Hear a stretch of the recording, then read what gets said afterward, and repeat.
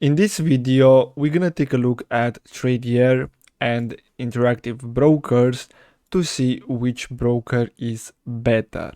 So I have here a list with the pros and cons. So we're gonna start with the pros of Tradier. So as you can see, simple, developer-friendly API, great for options traders, integrates with third-party trading tools.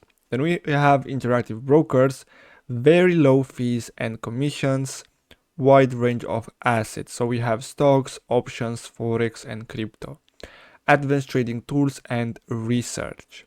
Now, the cons of Tradier: limited international access, fewer asset classes. Interactive brokers, steep learning curve, so it's harder to learn how to use it, and UI can be overwhelming for beginners. Overall, Tradier suits API focused and option traders. Interactive brokers is better for global, advanced, and multi-asset traders. So basically that's it for today's video, guys. I really hope you found this video helpful. Don't forget to like and subscribe. Thanks for watching.